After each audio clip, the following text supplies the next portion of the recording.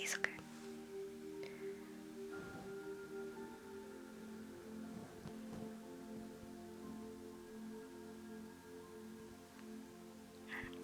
Let's just hope that stays. Pluck, pluck, pluck.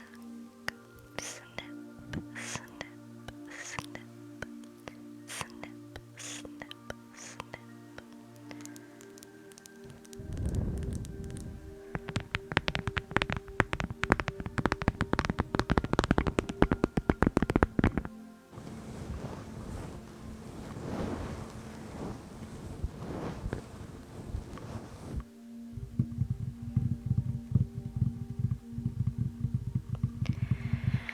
It wasn't too bad, honestly.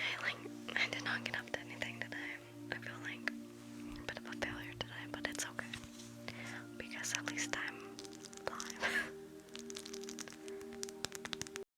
It wasn't too bad, honestly.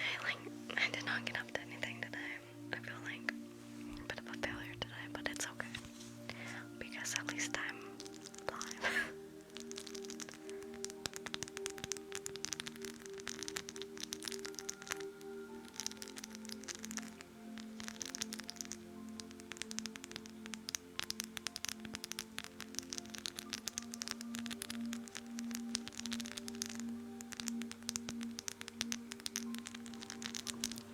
What about you?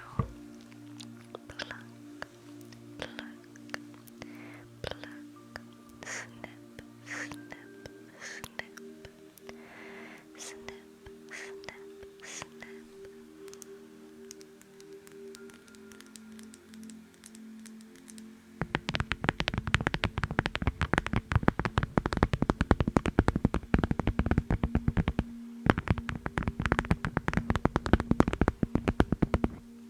Maybe, can you guys share the live, please? Just do a little copy link. That'd be so appreciated. Summer vacay, what are you doing? Where are you going? That's so exciting. I didn't look at the temperature. I think it's in the negatives, but it was snowing like all day, unfortunately. Because I had this whole plan to be productive and do stuff today, and then as soon as I woke up and I saw it was snowing, I just failed to do everything. So I went to university. Ooh, that is exciting, Dee.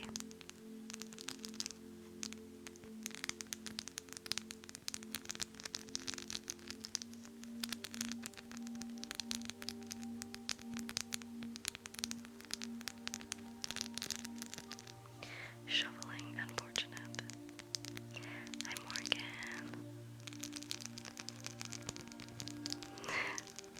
Okay, team. Thank you.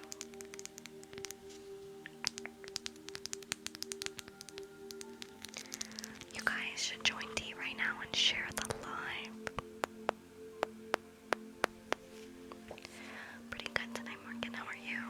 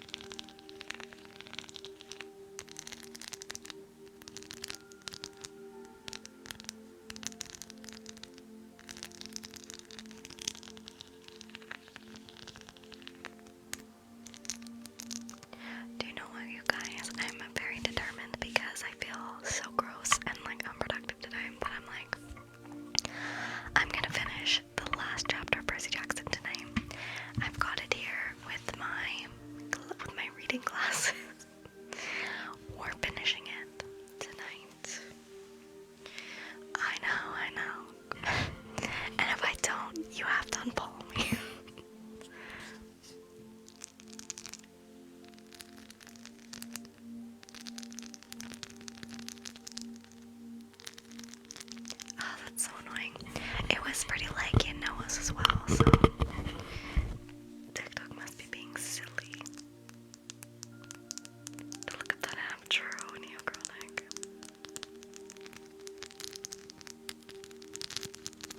At least I found Over the Hedge last night. So I watched that, but then I fell asleep. I fell asleep last night with all my makeup on, my lights on. Well, not my big light, but like my Christmas lights and LEDs. Very unfortunate.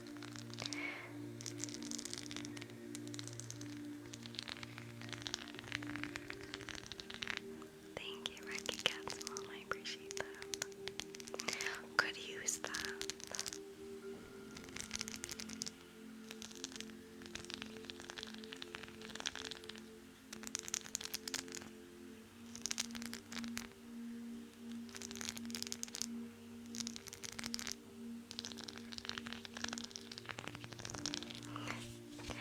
Thanks.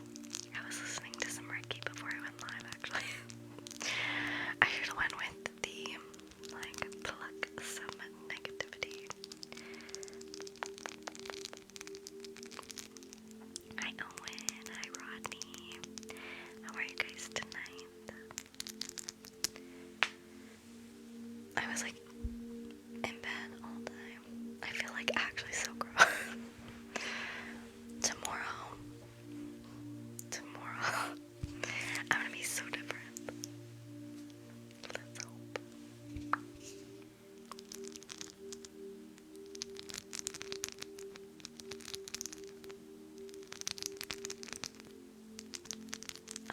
Thank you, Neochronic.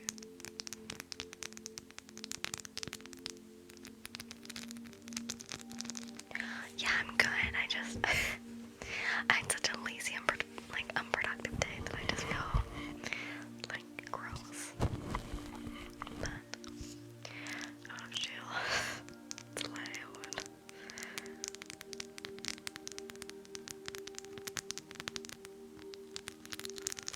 Exciting, Keaton.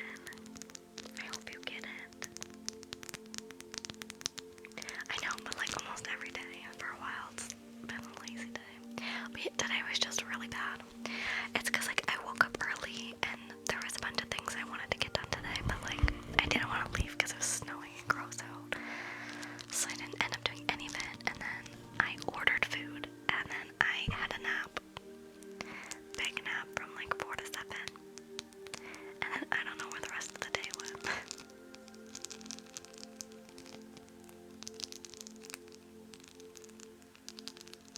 That sounds fun though.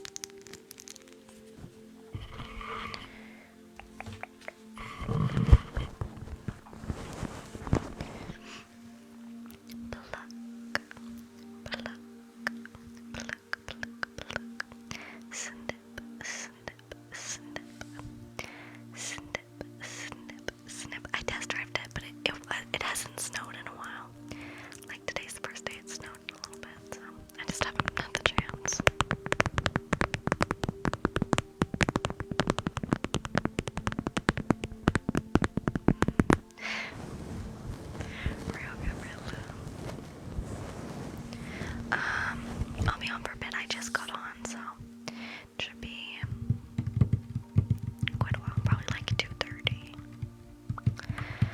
But we'll see, maybe, it depends, because I really should get up early and actually do the stuff I wanted to do today. So, we'll see.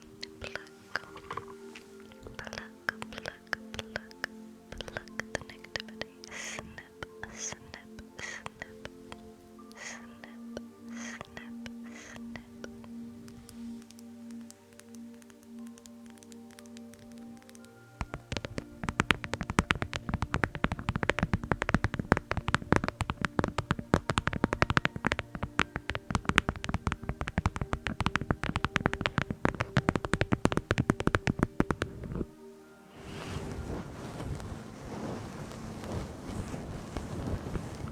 That's true, I have been wanting to do a movie night.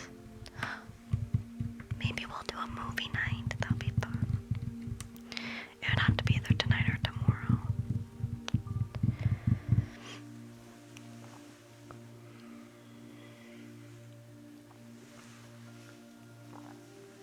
Right now, I've been wanting to,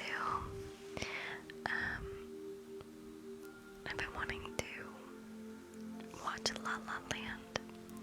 Pluck, pluck, pluck, pluck, pluck. Snip, snip, snip. Snip, snip, snip.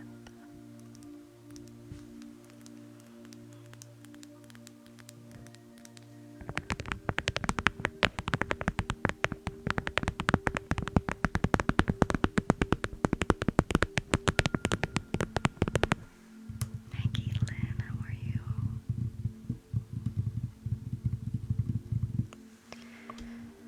I've not seen Thanksgiving.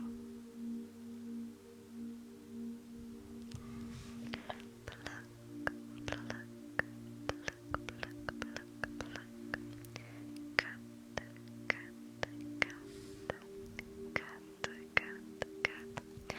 We don't watch it on TikTok anyway, we watch it on Discord.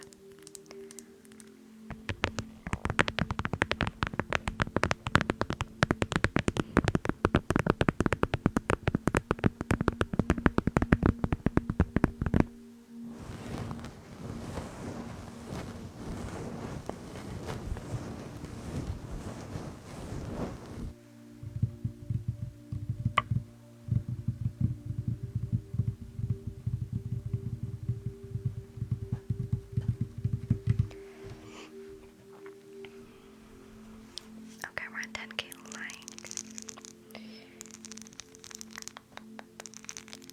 I'm trying to think of what the good first trigger will be.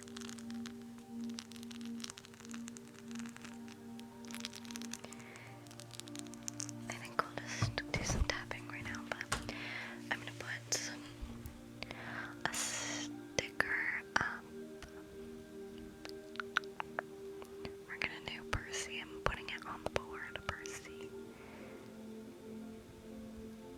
And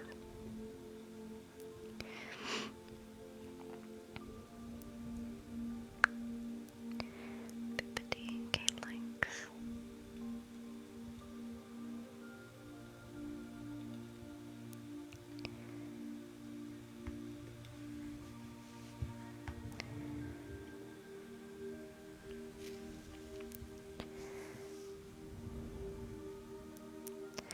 Yeah, true. I have seen people do it though, but sometimes I come up and there's like a whole movie playing, which is crazy. But yeah, I don't really use like Discord besides for my own channel, but now I check it like all the time just because we have like, it's almost just like a group chat basically, and I notify people like when I'm going live,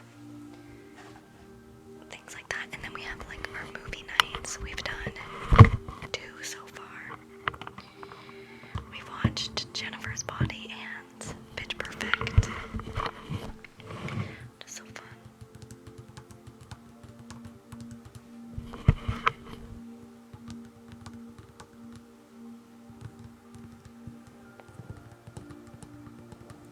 I feel like you can't hear it because my heater just turned on.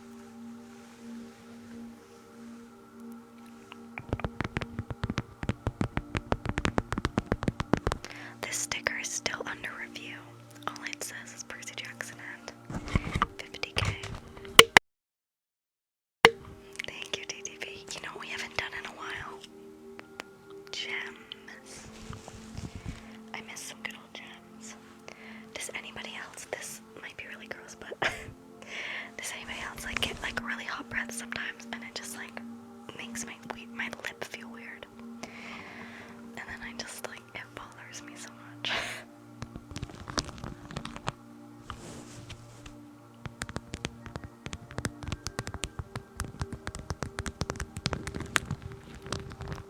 Let's get to 100 shares. And then we'll do a new trigger at 20k likes.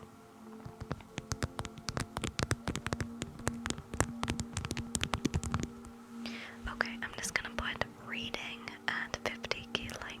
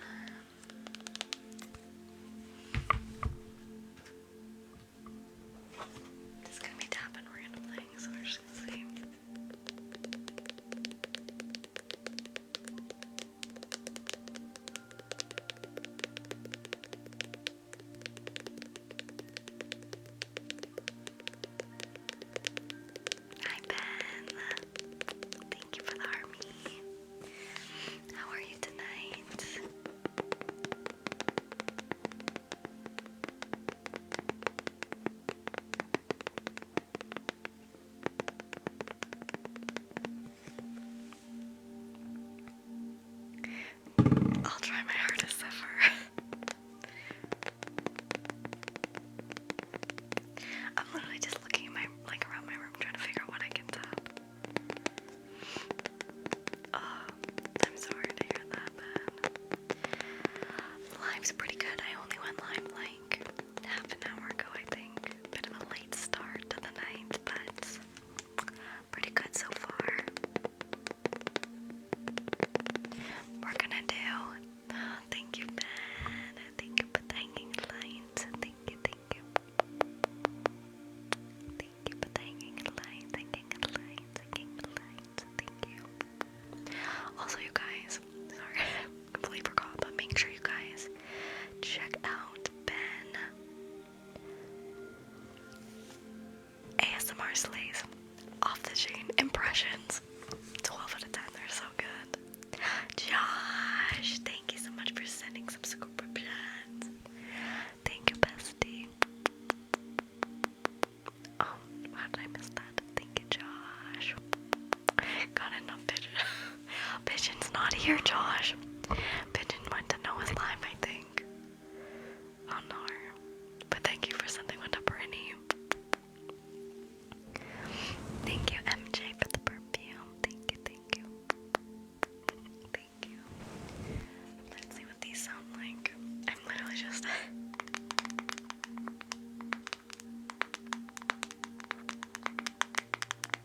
But seriously, if you don't follow Ben, you're weird.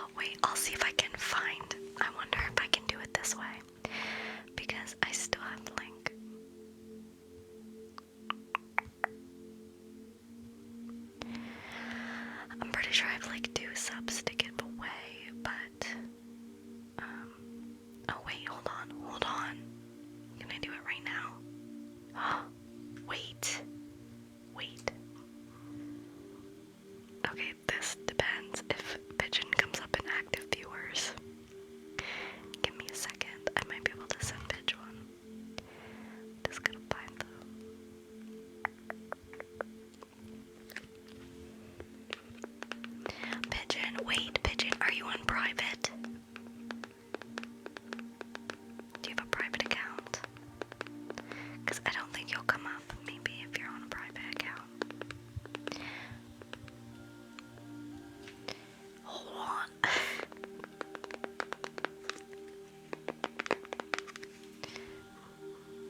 Because if you're private, it might not come up, but because I didn't see you on active viewers.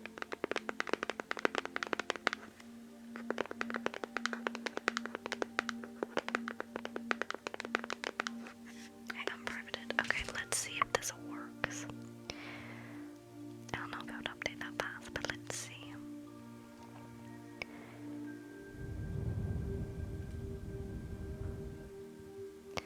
Bitch, where are you? It might need a minute to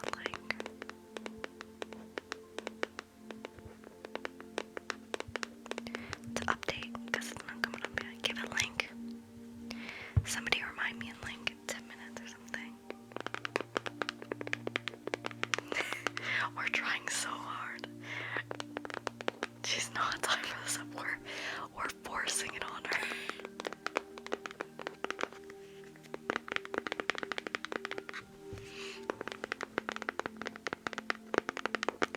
Hopefully it doesn't have to just in case, keep it unprivated for a day, because it might take the live to update, but we'll try to get it a little bit. Plus, thank you Alyssa, thank you for the ice cream cones. Plus, I literally have one to give away for free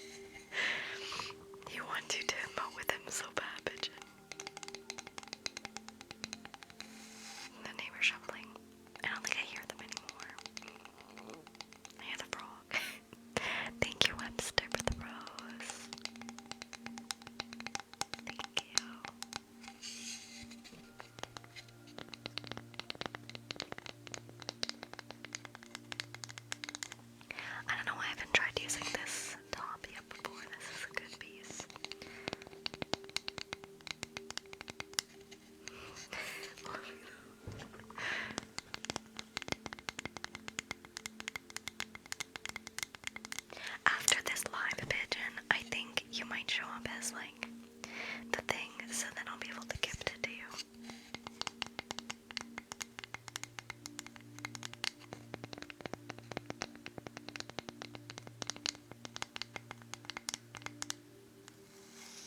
Madison's here. Give it to someone else. No! No! I don't want to. Plus, I have 2 to give away, it says. So, you're a sub. I want you to. Or you're a mod.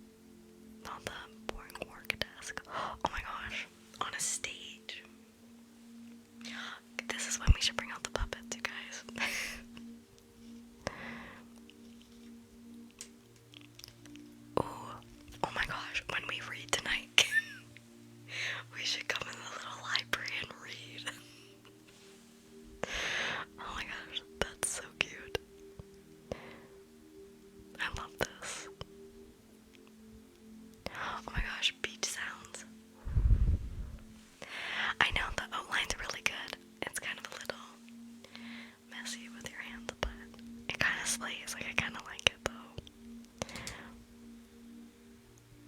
What else do they got? I think that's all of them. This one's boring. I like this one, but I think this one's the best. We're leaving this on for a minute. Thanks, Yoshi. How are you, Maddie? Did you go live today?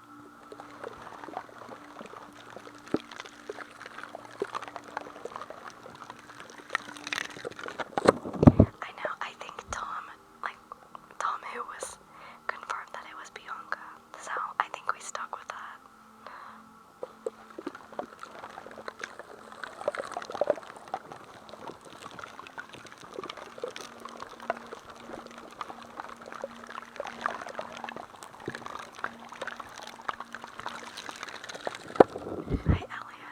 It's just a filter, but it's gonna look so lame when I take the filter off. Like, I'm gonna take it off for hair brushing because apparently you can't see your head, but, like, lame. That's so lame.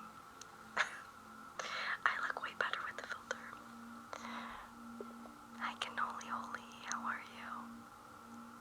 True the hissing.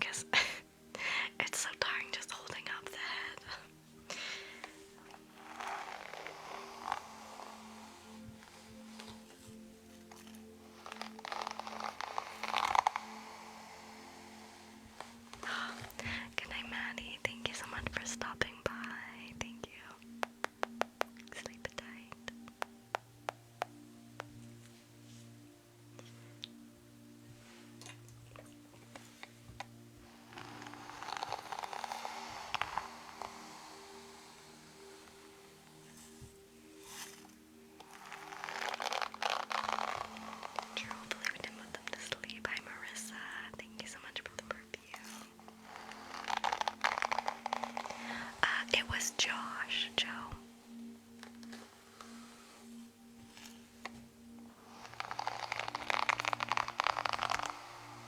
Josh, Bestie Bob, are you here? Oh, there he is.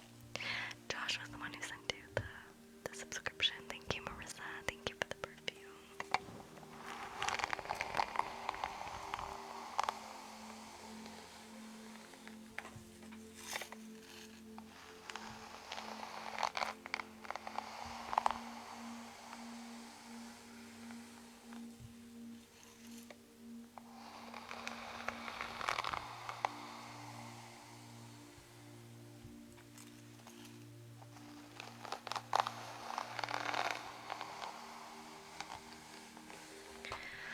Okay guys, my arm is tired, so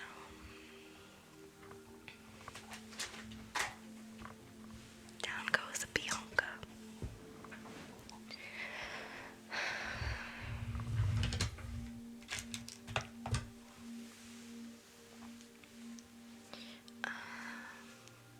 Drew, thank you for the shares.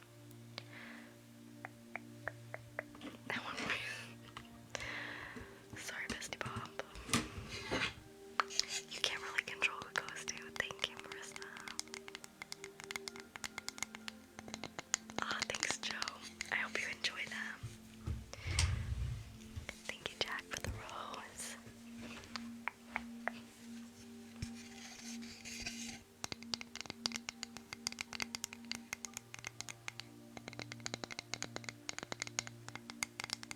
Welcome back, Maddie.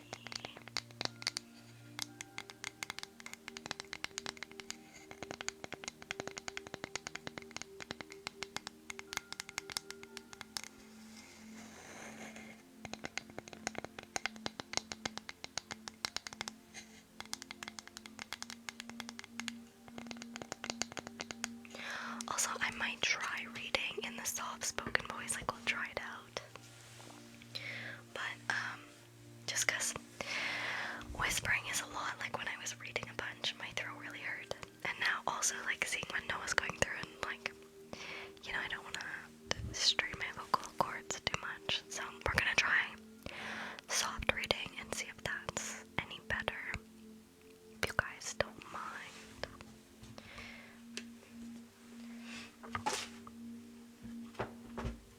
But we'll try it out. If not, like I'll whisper this last chapter. But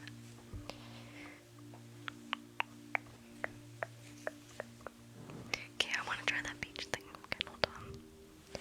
Oh, never mind. Rat hair salon. What if we did? We need like a little.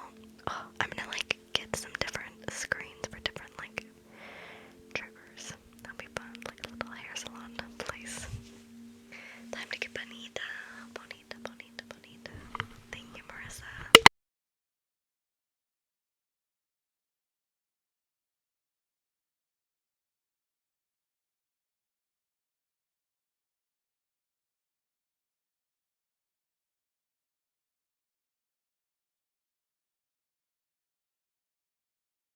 Hi, Tyler. Thank you for the rose.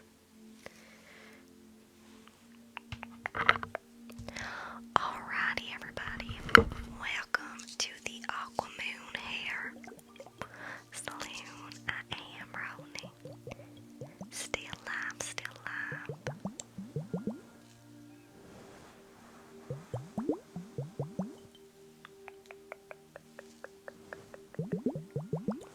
Are you guys ready for the final chapter of Percy Jackson? This is gonna feel like the end of like something. Like I feel like I'll be really productive if I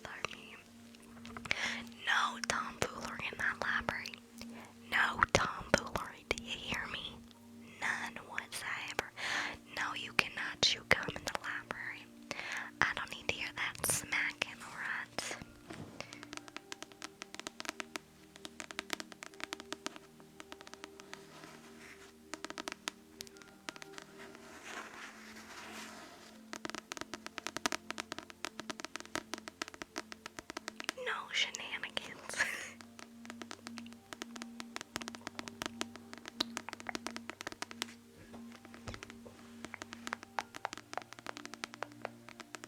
Thank you, the satire paper. Thank you for the perfume. Thank you.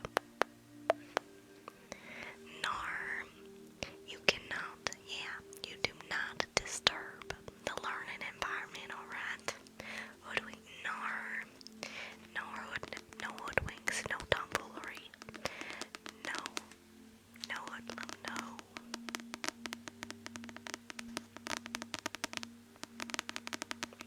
No barbaric activity in my library. Thank you, Madison, for the team bracelet. Thank you.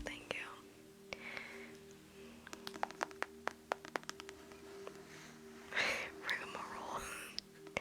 None of that skippity, whippity nonsense you guys are into these days. Alright, I will not have that in my library. Do you hear me? Do you hear me? Sorry. I feel like this is obnoxious, so if you hate this, like the live.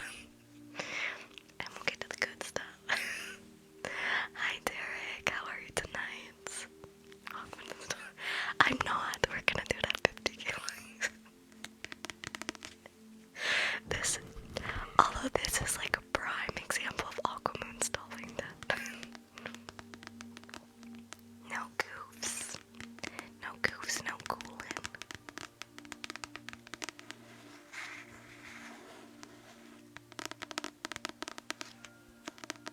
I'm joking. I'm joking.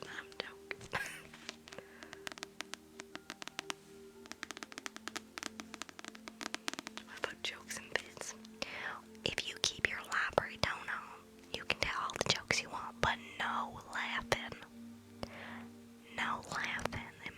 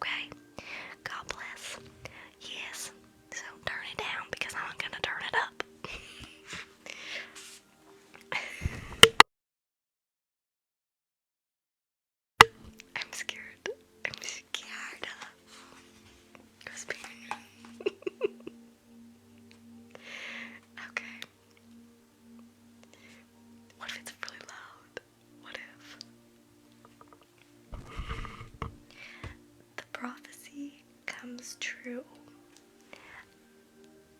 That was bad. I know that was bad, but I don't know. Like, I gotta try to find my soft, my like soft speaking voice. I don't think I have one of those. Are you crazy? Okay, tell me if you hate it though. Okay. We were the first. We were the first heroes to return alive to Half-Blood Hill.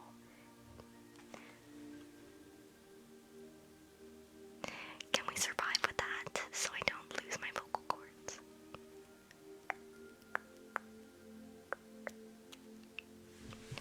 Y'all think we can do that? Okay. I'm just gonna fix my laptop here. Just for the lighting purposes. Gonna blind in my old age.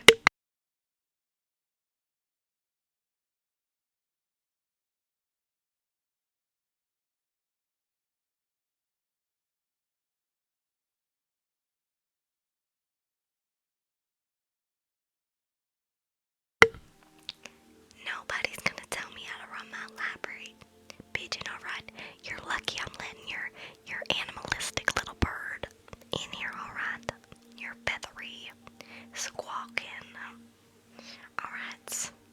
No pets allowed, but I'll make an exception just for you. Alright. I'm pretty funny. No, birds are not allowed in here. You're lucky I have a special place in my heart just for you, darling. Just for you. Okay, I'm going to read now. But yeah, again, I'm going to use my voice, so please turn it down a little bit if it's too loud, okay? Ghostface, that seems perfectly reasonable. I think you do a fine job, darling. You do just a fine job being security. I'm Big Rich. Okay.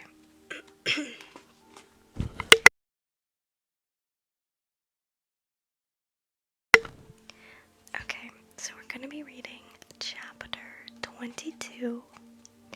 The prophecy comes true.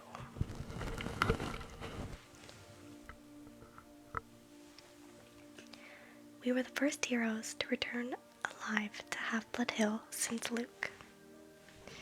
So of course everybody treated us as if we'd won some reality TV contest.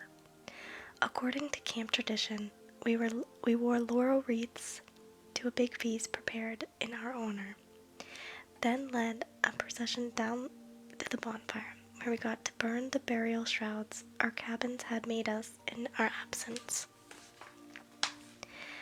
Annabeth's shroud was beautiful, gray silk with embroidered owls. I told her it seemed a shame not to bury her in it. She punched me and told me to shut up. Being the son of Poseidon, I didn't have any cabin mates, so the Ares cabin had volunteered to make my shroud. They'd taken an old bedsheet and painted smiley faces with an X-O eyes around the border, and the word loser painted really big in the middle. Is it bad? It feels bad. It was fun to burn. As Apollo's cabin led the sing-along and passed out s'mores, I was surrounded by my old Hermes cabin mates, Annabeth's friend from Athena, and Grover's satire buddies, who were admiring the brand new searcher's license he'd received from the Council of Cloven Elders. The council had called Grover's performance on the quests brave to the point of indigestion. No birds in my library, Josh. I told you. Horns and whiskers above anything. We have seen in the past. I actually don't know if this is worse. This might be worse. The only ones not in a party mood were Clarice and her cabin mates, whose poisonous looks told me they'd never forgive me for disgracing their dad. That was okay with me. Even Dionysus welcomed me home. Even Dionysus's welcome home speech wasn't enough to dampen my spirits. Yes, so the little brat didn't get himself killed, and now I'll have an even bigger head. Well, huzzah for that. In other announcements, There'll be no canoe races this Saturday. I moved back into cabin 3, but it didn't feel so lonely anymore. I had my friends to train with during the day. At night, I lay awake and listened to the sea, knowing my father was out there. Maybe he wasn't quite sure about me yet. Maybe he hadn't even wanted me to be born. But he was watching, and so far, he was proud of what I had done.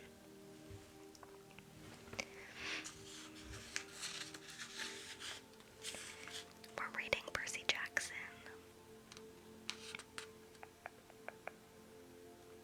As for my mother, she had a chance at a new life.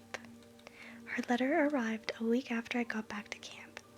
She told me Gabe had left mysteriously, disappeared off the face of the planet, in fact. She'd reported him missing to the police, but she had a funny feeling that they would never find him. On a completely unrelated subject, she sold her first life-size concrete sculpture entitled The Poker Player to a collector through an art gallery in Soho. She had gotten so much money for that, she'd put a deposit down on a new apartment and made a payment on her first semester's tuition at NYU.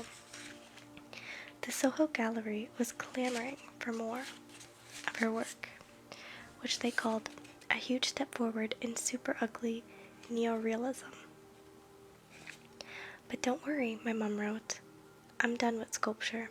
I've disposed of the box of tools you left me. I just need to turn this up a little. Report to the principal office. What did he do now? Oh my lord. Y'all are running rampant. Well, I'm trying to yap this out. Are you serious?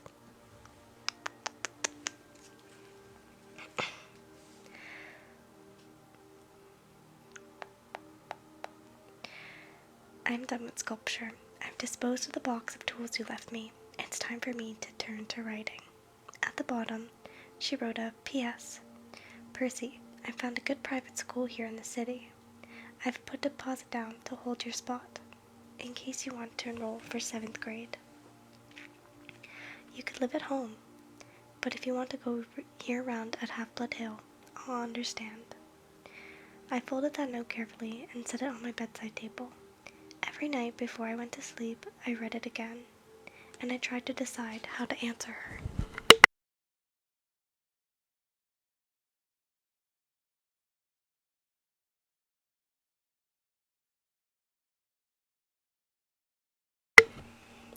Hang on. I didn't let a bird. You let a bird in. You let that darn pigeon in. Next thing you know, we're gonna find little breadcrumbs all over the place. Who knows what kind of critters will be sneaking in then. On the 4th of July, the whole camp gathered at the breach for a fireworks display by Cabin 9. Being Hephaestus's kids, they weren't going to settle for a few lame red and white blue explosions. They anchored a barge offshore and loaded it with rockets the size of Patriot missiles. According to Annabeth, who had seen the show before, the blasts would be sequenced so tightly that they looked like the frames of animation across the sky. The final was supposed to be a couple of 100-foot-tall Spartan warriors who would crackle to life above the ocean, fight a battle, then explode into a million colors. As Annabeth and I were spreading a picnic blanket, Grover showed up to tell us goodbye. He was dressed in his usual jeans and t-shirt and sneakers, but in the last few weeks he had started to look older, almost high school age. His goatee had gotten thicker, he'd put on weight. His horns had grown at least half an inch, so he's now had to wear his Rasta cap all the time to pass as human. I'm off, he said. I just came to say, well, you know, I tried to feel happy for him. After all, it wasn't every day a satyr got permission to go look for the great god Pan, but it was hard saying goodbye. I'd only known Grover a year, yet he was my oldest friend. Annabeth gave him a hug. She told him to keep his fake feet on. Feet on. I asked him where he was going to search first. Kind of a secret, he said, looking embarrassed. I wish you guys could come with me, but humans and Pan, We understand, Annabeth said. You've got enough tin cans for the trip? Yeah. And you remembered your reed pipes? Geez, Annabeth, he grumbled, you're like an old mama goat. But he didn't really sound annoyed. He gripped his walking stick and slung a backpack over his shoulder. He looked like a hitchhiker you might see on an American highway. Nothing like the little runty boy I used to defend from bullies at Yancey Academy. Well, he said, wish me luck. He gave Annabeth another hug. He clapped me on the shoulder, then headed back through the dunes. Fireworks exploded to life overhead. Hercules killing the mean lion. Artemis chasing the boar. George Washington, who, by the way, was a son of Athena, crossing the Delaware. Hey, Grover, I called. He turned at the edge of the woods. Wherever you're going, I hope they make good enchiladas. Grover grinned, and then he was gone, the trees closing around him. We'll see him again, Annabeth said. I tried to believe it. The fact that no searcher had ever come back in 2,000 years, well, I decided not to think about that. Grover would be the first. He had to be. July passed. I spent my days devising my new strategies for capture the flag, and making alliances with the other cabins to keep the banner out of Ares' hands. I got to the top of the climbing wall for the first time without getting scorched by lava. From time to time, I'd walk past the big house, glance up at the attic windows, and think about the oracle. I tried to convince myself that its prophecy had come to completion. You shall go west and face the god who has returned. Been there, done that, even though the traitor god had turned out to be Ares rather than Hades. You shall find what was stolen and see it safe returned. Check, one master bolt delivered, one helm of darkness back on Hades' oily head. You shall be betrayed by one who calls you friend. This line still bothered me. Ares had pretended to be my friend, then betrayed me. That must be what the oracle meant. And you shall fail to save what matters most in the end. I had failed to save my mom, but only because I'd let her save herself. And I know that was the right thing. So why was I still uneasy? The last night of the summer session came all too quickly. The campers had one last meal together. We burned parts of our dinners for the gods. At the bonfire, the senior counselors awarded the end of summer beads. I got my own leather necklace, and when I saw the bead for my first summer, I was glad the firelight covered my blushing. The design was pitch black, with a sea green trident shimmering in the center. The choice was unanimous, Luke announced. This bead commemorates the first son of the sea god at this camp and the quest he undertook into the darkest part of the underworld to stop a war. The entire camp got to their feet and cheered. Even Ares' cabin felt obliged to stand. Athena cabin steered Annabeth to the front so she could share in the applause. I'm not sure I'd felt happy or sad as I did in that moment. I'd finally found a family, people who'd cared about me and thought I'd done something right. And in the morning, most of them would be leaving for the year. The next morning, I found a form letter on the bedside table. I knew Dionysus must have filled it out because he stubbornly insisted on getting my name wrong. Dear Peter Johnson, if you intend to stay at Camp Half-Blood year-round, you must inform the big house by noon today. If you do not announce your intentions, we will assume you have vacated your cabin or died a horrible death. Cleaning harpies will begin at sundown. They will be authorized to eat any unregistered campers. All personal articles left behind will be incarcerated in the lava pit. Have a nice day, Mr. D. Camp Director, Olympian Council, number 12. Why is this like so much? This almost like feels worse. My throat's killing. Hi, Rye Guy.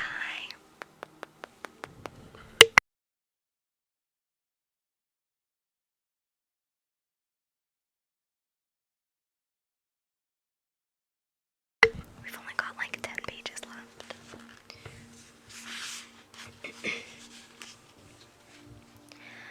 That's another thing about ADHD. Deadlines just aren't real to me unless I'm staring one in the face. real. Summer was over, and I still hadn't answered my mother, or the camp, about whether I'd be staying. Now I only had a few hours to decide. The decision should have been easy. 9 months of hero training or 9 months of sitting in a classroom. Duh. But there was my mom to consider. For the first time, I had a chance to live with her for a whole year without Gabe. I had a chance to be at home and knock around the city in my free time. I remember what Annabeth had said so long ago on our quest. The real world is where the monsters are. That's where you learn whether you're any good or not. I thought about the fate of Thalia, daughter of Zeus. I wondered how many monsters would attack me if I left to Camp Half-Blood. If I stayed in one place for a whole school year without Chiron or my friends around to help me, would my mother and I even survive until the next summer? That was assuming the spelling tests and 5-paragraph essays didn't kill me. I decided I'd go down to the arena and do some sword practice.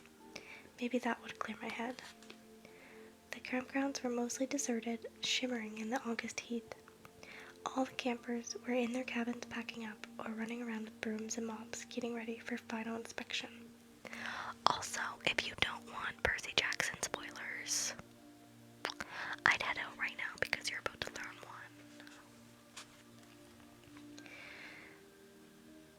one. Argus was helping some of the Aphrodite kids haul their Gucci suitcases and makeup kits over the hill, where the camp shuttle bus would be waiting to take them to the airport. Don't think about leaving yet, I told myself. Just train. I got to the sword fighting arena and found that Luke had the same idea. His gym bag was plopped up at the edge of the stage. He was working solo, wielding on battle dummies with a sword I'd never seen before. It must have been a regular steel blade, because he was slashing the dummies' heads right off, stabbing through their straw-stuffed guts.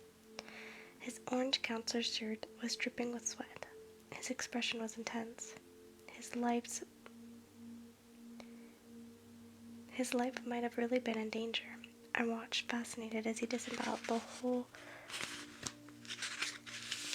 row of dummies, hacking off limbs and basically reducing them to a pile of straw and armor. They were only dummies, but I still couldn't help being... Jeez, I can't even read. But I still couldn't help being awed by Luke's skill. This guy was an incredible fighter. It made me wonder again how he possibly could have failed at his quest. Finally, he saw me and stopped mid-swing. Percy. I'm sorry, I said, embarrassed. It's okay, he said, lowering his sword. Just doing some last-minute practice. Those dummies won't be bothering anybody anymore, Luke shrugged. We build new ones every summer. Now that his sword wasn't swirling around, I could see something odd about it.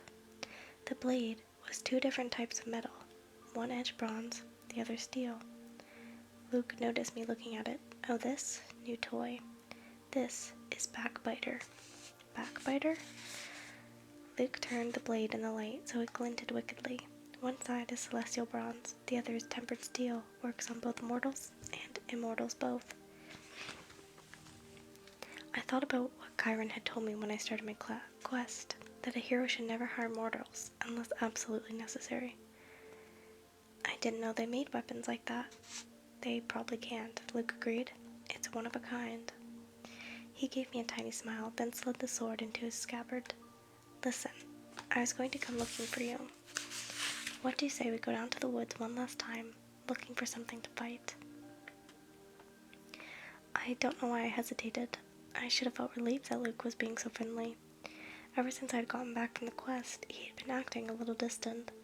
I was afraid that he might resent me for all the attention I had gotten. Do you think it's a good idea? I asked. Oh, come on, he rummaged in his gym bag and pulled out a 6-pack of Cokes. Drinks are on me. I stared at the Cokes, wondering where the heck he had gotten them. There were no regular mortal sodas at the camp store. No way he smuggled them in unless you talked to a satyr, maybe. Of course, the magic dinner goblets would fill anything you want, but it just didn't taste the same as a real Coke, straight out of a can. Sugar and caffeine. My willpower crumbled. Sure, I decided. Why not? We walked down to the woods and kicked around for some kind of monster to fight, but it was too hot. All the monsters with any sense must have been taking siestas in their nice cool caves. We found a shady spot by the creek where I had broken Clarice's spirit during my first capture the flag game. We sat on a big rock, drank our cokes, and watched the sunlight in the woods. After a while, Luke said, "You miss being on a quest? With monsters attacking me every 3 feet? Are you kidding?"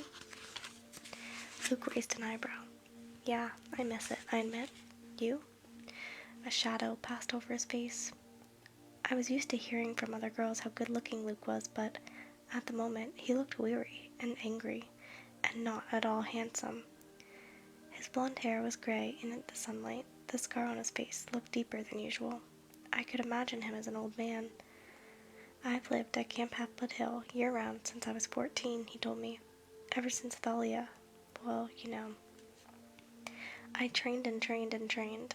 I never got to be a normal teenager out there in the real world. Then they threw me on a quest, and I came back. It was like, okay, ride's over. Have a nice life."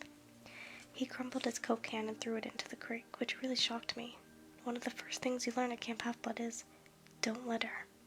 You'll hear from the nymphs and the naiads. They'll get even.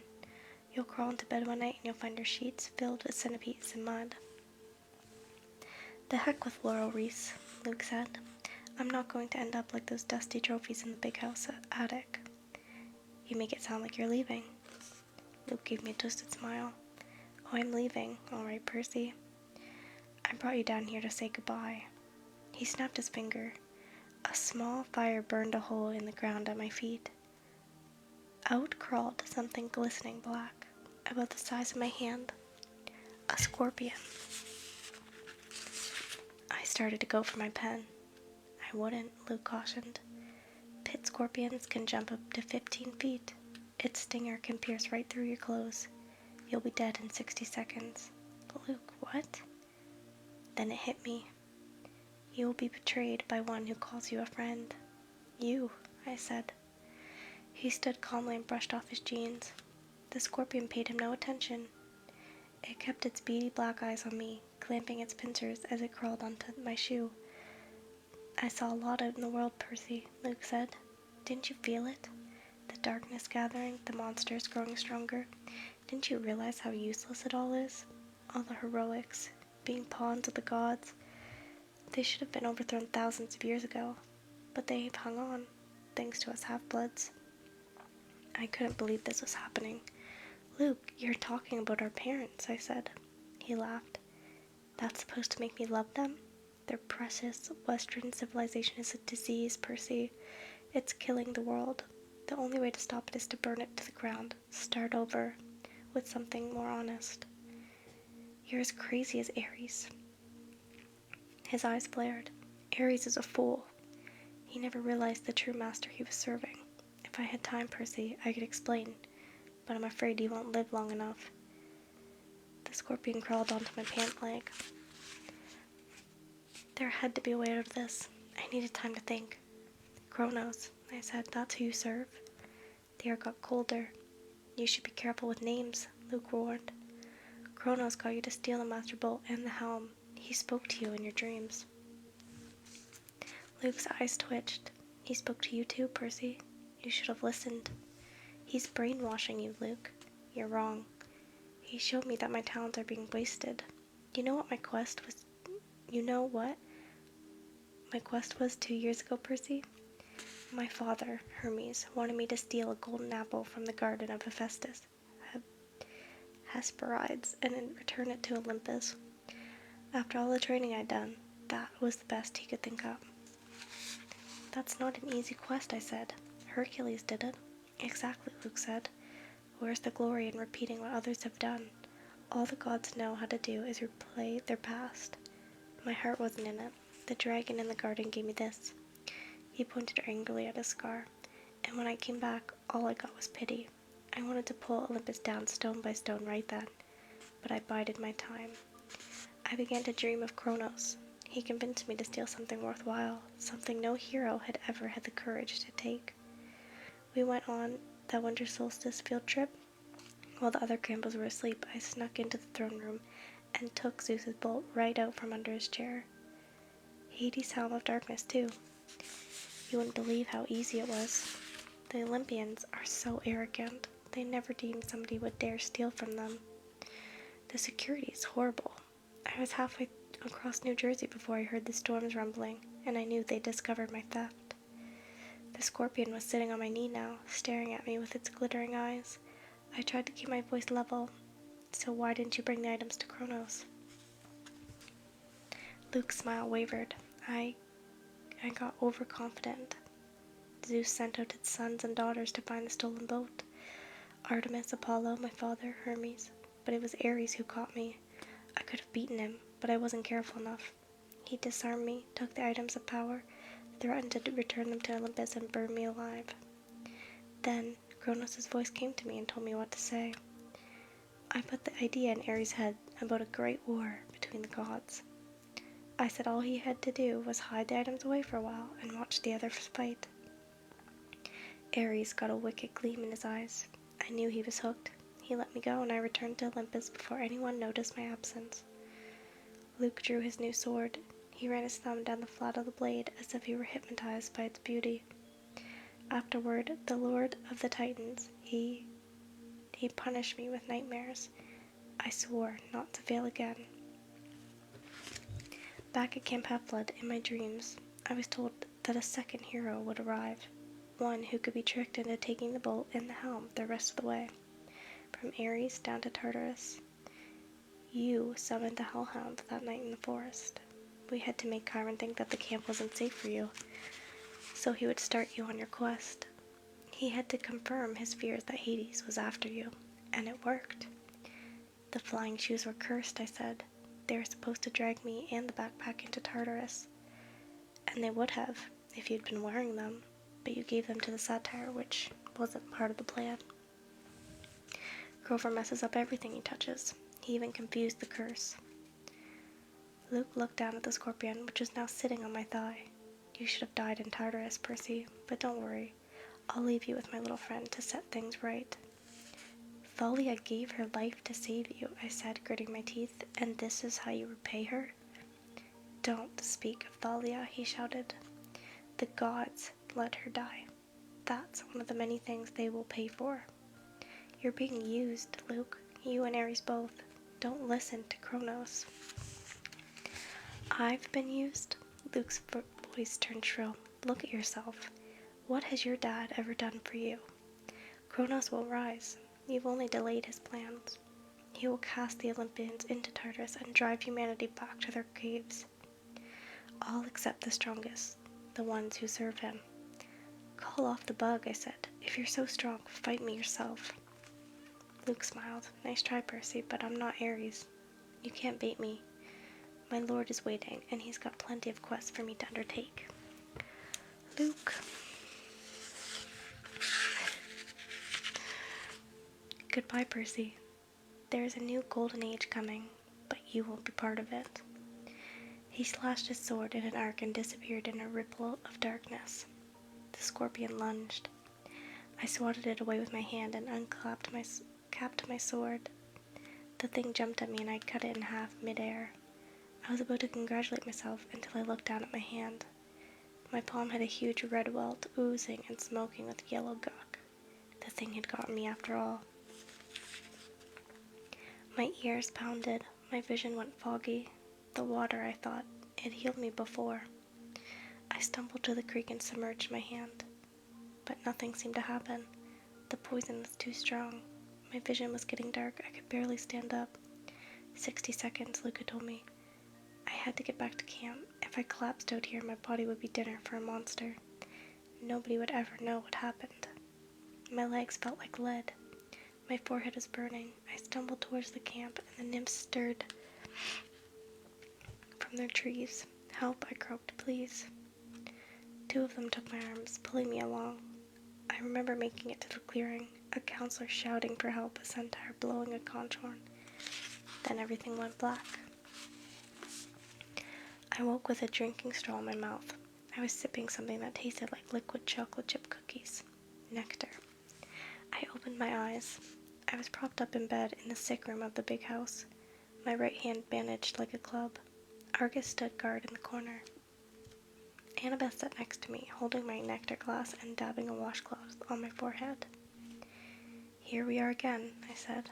"You idiot," Annabeth said, which is how I knew she was overjoyed to see me conscious. "You were green and turning gray when we found you. If it weren't for Chiron's healing—" Now, Chiron's voice said. "Percy's constitution deserves some of the credit." He was sitting near the foot of my bed in human form, which was why I hadn't noticed him yet. His lower half was magically compacted into the wheelchair, his upper half dressed in a coat and tie. He smiled, but his face looked weary and pale, like it did when he'd been up all night grading Latin papers. "How are you feeling?" he asked. "Like my insides have been frozen, then microwaved." Apt, considering that was a pit scorpion venom. Now you must tell me, if you can, exactly what happened. Between sips of nectar, I told them the story. The room was quiet for a long time. "I can't believe that Luke—" Annabeth's voice faltered. Her expression turned angry and sad. Yes, I can believe it. May the gods curse him. He was never the same after his quest. "This must be reported to Olympus," Chiron muttered. "I will go at once." "Luke is out there right now," I said. "I have to go after him." Chiron shook his head. "No, Percy. The gods won't even talk about Kronos," I snapped. "Zeus declared the matter closed. "Percy, I know this is hard, but you must not rush out for vengeance. You aren't ready." I didn't like it, but part of me suspected that Chiron was right.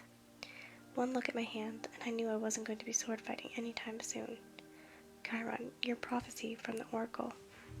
It was about Kronos, wasn't it? Was I in it? And Annabeth?" Chiron glanced nervously at the ceiling. "Percy, it isn't my place." "You've been ordered not to talk to me about it, haven't you?"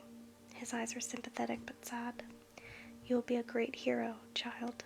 I will do my best to prepare you. But if I'm right about the path ahead of you—" Thunder boomed overhead, rattling the windows. "All right," Chiron shouted. "Fine." He sighed in frustration. "The gods have their reasons, Percy. Knowing too much of your future is never a good thing." "We can't sit back and do nothing," I said. "We will not sit back," Chiron promised, "but you must be careful. Kronos wants you to come unraveled. He wants your life disrupted, your thoughts clouded with fear and anger. Do not give him what he wants. Train patiently. Your time will come. Assuming I live that long." Chiron put a hand on my ankle. "You'll have to trust me, Percy. You will live. But first you must decide your path for the coming year. I cannot tell you the right choice." I got the feeling that he had a very definite opinion, and it was taking all his willpower not to advise me. "But you must decide whether to stay at Camp Half-Blood year-round or return to the mortal world for 7th grade and be a summer camper. Think on that. When I get back from Olympus, you must tell me your decision." I wanted to protest. I wanted to ask him more questions, but his expression told me that no more discussion. Could be no more discussion. He had said as much as he could. "I'll be back as soon as I can," Chiron promised. "Argus will be watching over you." He glanced at Annabeth. "Oh, and my dear, whenever you're ready, they're here." "Who's here?" I asked. Nobody answered. Chiron rolled himself out of the room. I heard the wheels of his chair clink carefully down the front steps 2 at a time. Annabeth studied the ice in my drink. "What's wrong?" I asked her. "Nothing." She set the glass on the table. "I just took your advice about something. You, need anything?" "Yeah, help me out." "Help me up. I want to go outside." "Percy, that isn't a good idea." I slid my legs out of bed. Annabeth caught me before I could crumple on the floor. A wave of nausea rolled over me. Annabeth said, "I told you." "I'm fine," I insisted. I didn't want to lie in bed like an invalid while Luke was out there planning to destroy the Western world. I managed a step forward, then another, still leaning heavily on Annabeth. Argus followed us outside, but he kept his distance. By the time we reached the porch, my face was beaded with sweat. My stomach had twisted into knots, but I had managed to make it all the way to the railing. It was dusk. The camp looked completely deserted. The cabins were dark and the volleyball pit was silent. No canoes cut the surface of the lake. Beyond the woods and the strawberry fields, the Long Island Sound glittered in the last light of the sun. "What are you going to do?" Annabeth asked me. "I don't know." I told her I got the feeling Chiron wanted me to stay year-round, to put in more individual training time, but I wasn't sure that's what I wanted. I admitted I'd feel bad about leaving her alone, though, with only Clarice for company. Annabeth pursed her lips, then said quietly, "I'm going home for the year, Percy."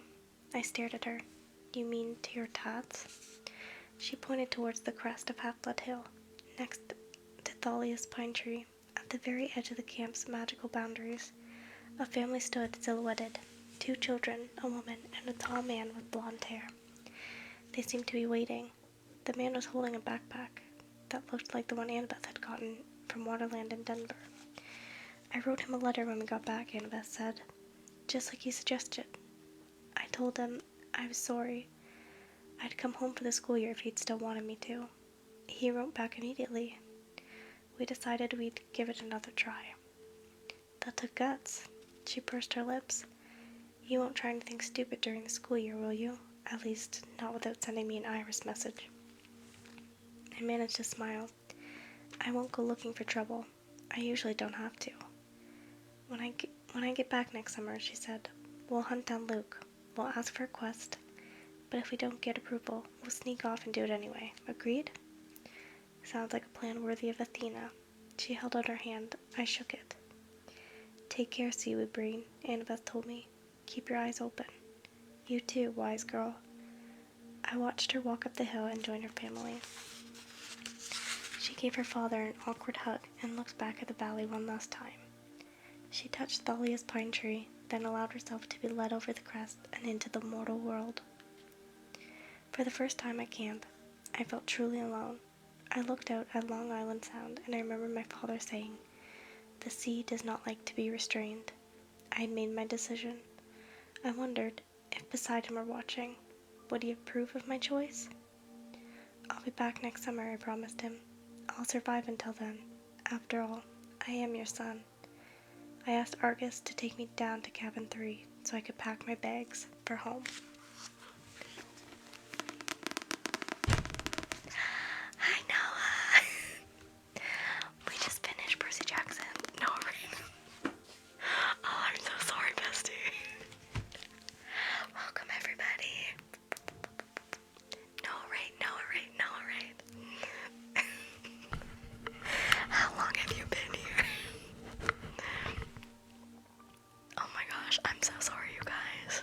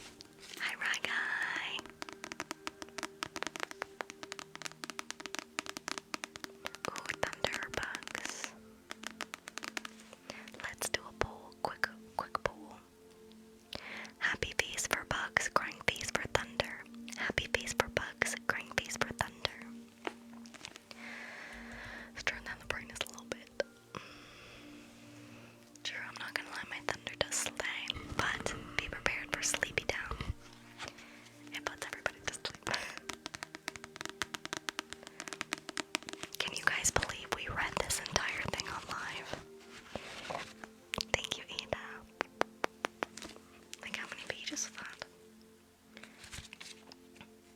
I read this entire book, 375 pages, on live stream. Oh, thank you, Ella.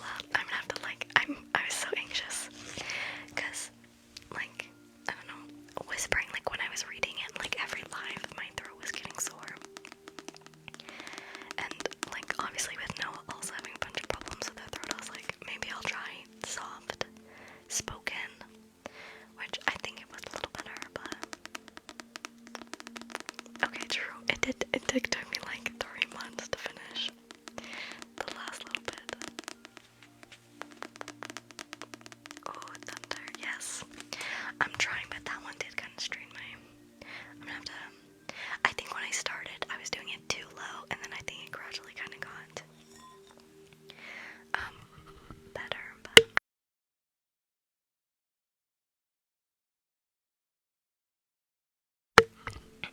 Good night, Ghost Base. Usually I'm pretty good at like checking in with the chat, but when I'm reading, but I was in the zone.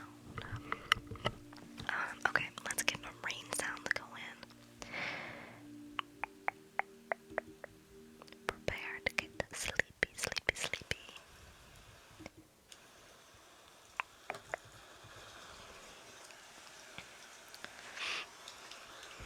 Oh no, I gotta fix this chair.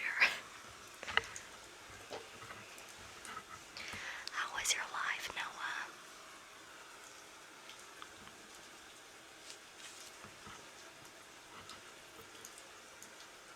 Thank you.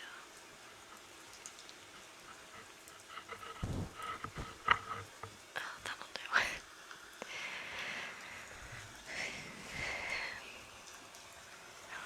Thanks. I appreciate you guys. You guys were so patient and well-mannered. See, guys, you can learn a thing or two from Noah's chats. You should have seen the kind of tomfoolery they were trying to pull off in my library. Thank you, Aurora. Thank you for the perfume. Goodbye, Nosy.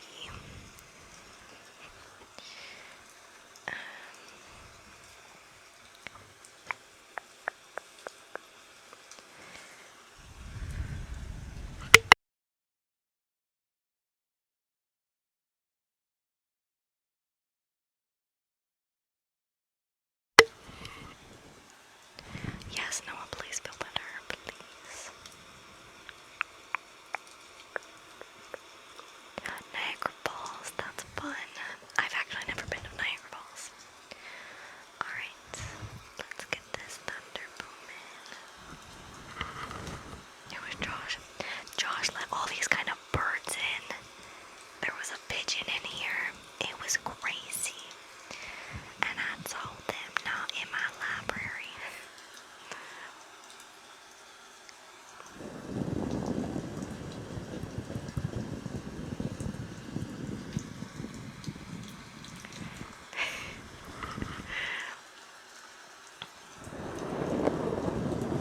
Did you guys have a good chat, at least while I was reading?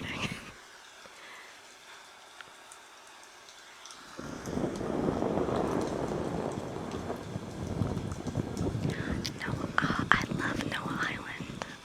It's my favorite place.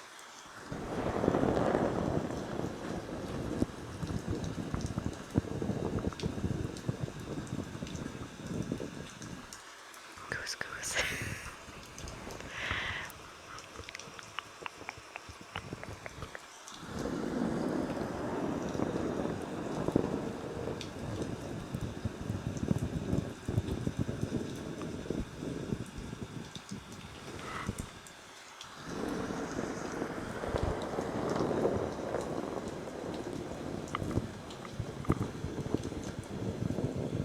That rain might be a little too loud.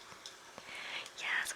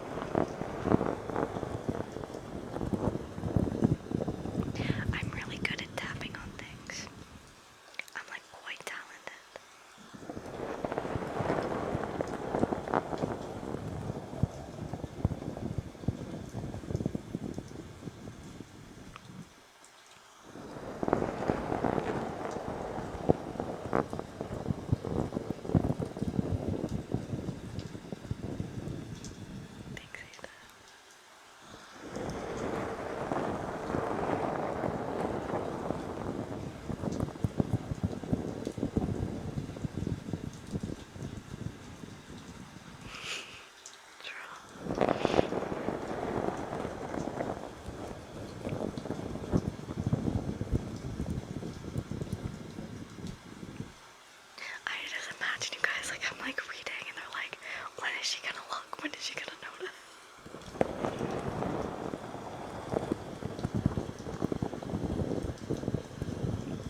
Yeah, officially ASMR artist, but really professional yap and tapper. It's true. That's where my title truly resides.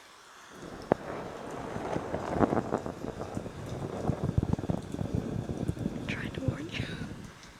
That's fair. I should have I looked over like once, but I didn't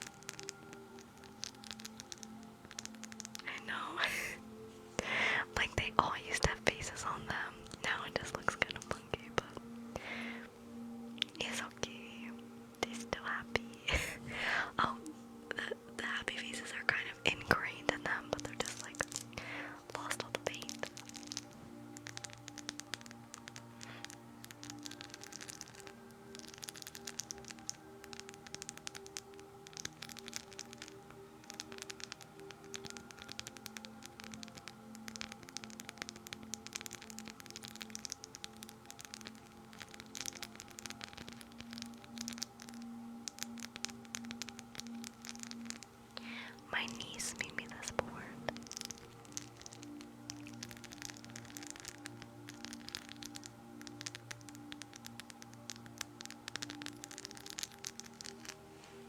Oh, let's get out the beeswax steps.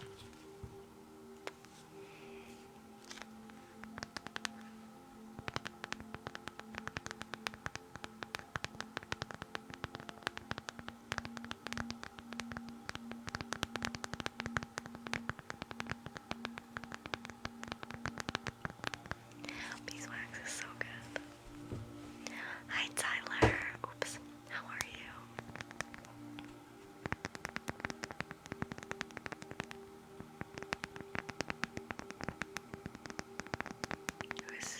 Who's the fourth one? Me, Destiny. It depends what it is, Tyler.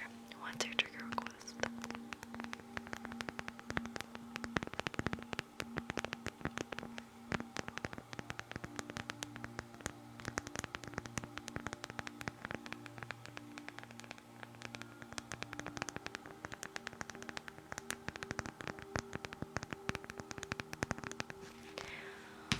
Why not, Bestie Pop?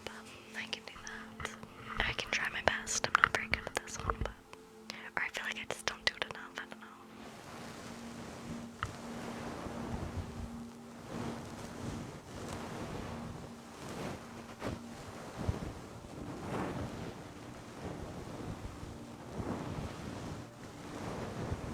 Was that correct, RNC?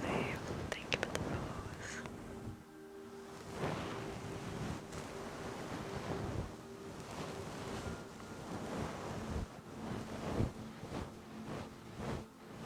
I'm so good.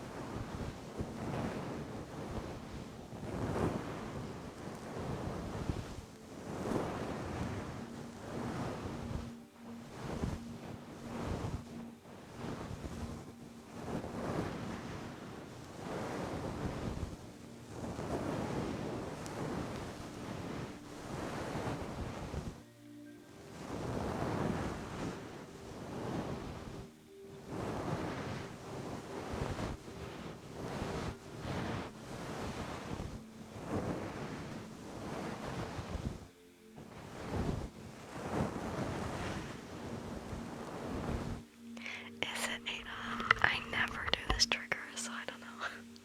I've only done it like, probably like less than 5 times.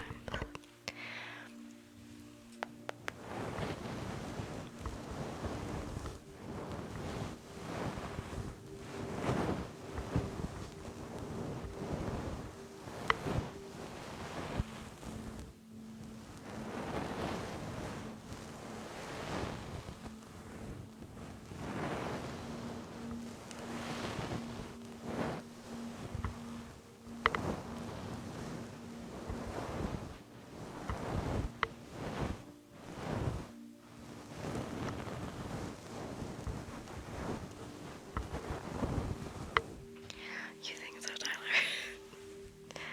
I'm an Aquarius moon. Aqua moon, Aquarius moon. The only benefit of having an Aquarius moon, getting to call yourself cool Aqua moon. Thank you, RNC, for the roses, bestie. Thank you.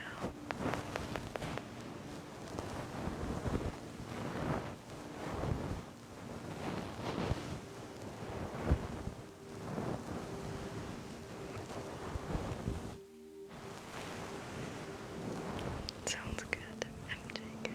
MK.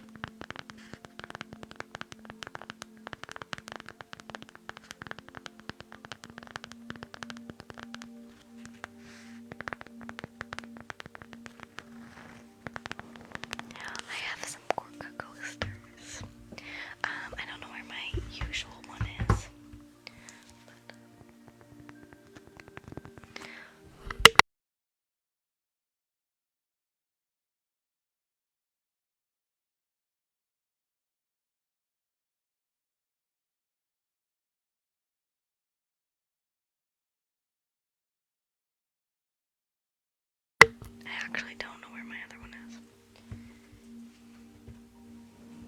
I don't even know if I brought it home. I do have some. I just probably haven't unpacked them for my sister's house yet. I've got some boards though. Button boards.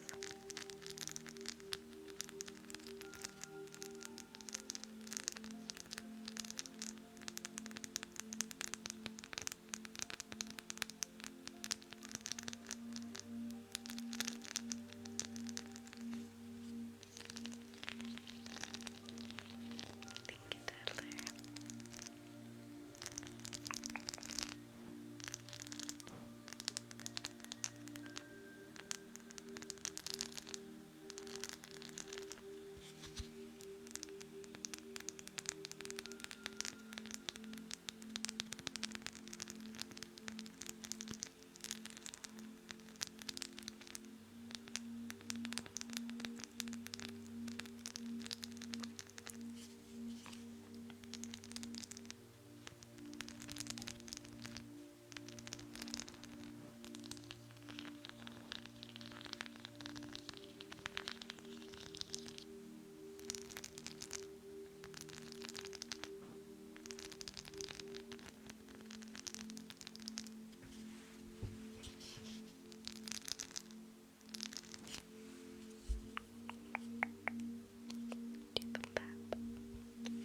A map.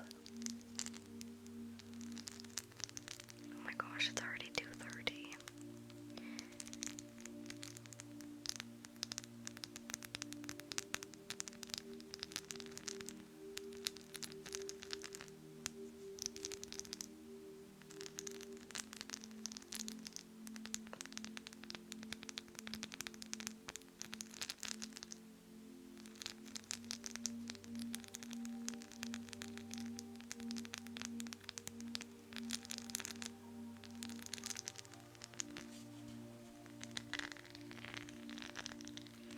Oh my gosh. Drama. Like, I am not that late, but I just like, I'm in bed.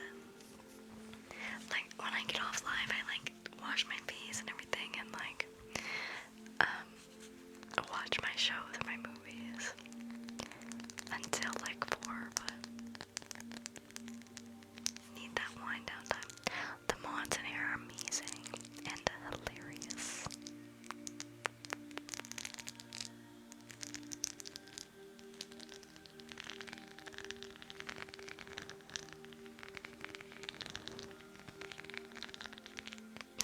Ooh, we're at 555 shares. 555 shares. 666. Dear me. That's crazy.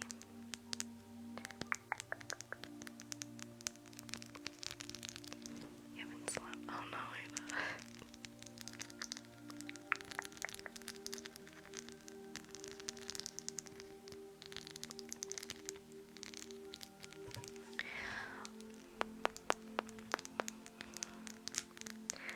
Crazy. It's because I entered the room. That's so real. I was actually gonna say that. I was gonna say that.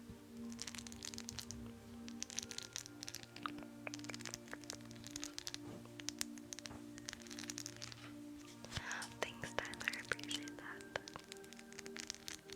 Although I'm getting hungry, the only thing I ate. No, I say the only thing I ate today because but it was a lot. I had 2 tacos. This was just one. Like, I had this all in one meal, so I had 2 tacos and a double cheeseburger and fries. Well, the fries actually kind of sucked, so I didn't eat them, but still. I'm in Canada, so I'm safe anyway, but I don't think they're really gonna ban it. I think it's gonna be fine. It'll be fine. Did you film the next big hit, Bestie Bob?